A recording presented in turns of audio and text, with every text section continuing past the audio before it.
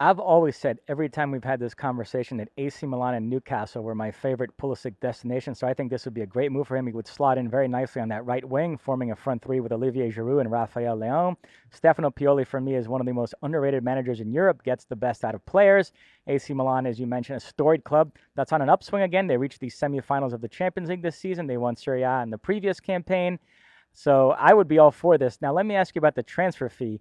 You could even spin that positively and say that he wouldn't have as much pressure on him, but it has to be irksome to U.S. fans that Chelsea succeeded in devaluing Pulisic to such a degree that a team thinks they could get him for 14 million euros. What do you make of that? Yeah, I mean, the transfer fee is like it's the cost of the house, right? It's the house stays the same for the most part, but the market changes all around it, and therefore affects the cost. So I'm not bent out of shape that he once was an $80 million player, and that was a very different time and moment, and that now he is maybe a 25 or who knows, maybe even a $15 million transfer right now. And again, it goes back to what Chelsea is right now. So if he was coming from someplace else, it might be different. And we always have to factor in when a player is going to England, the fee is jacked up because of the money that is involved.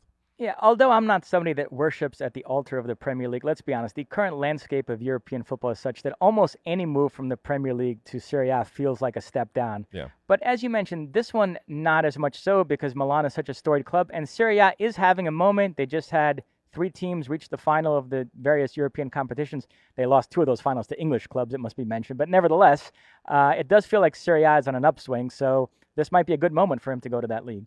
Yeah, it'll look.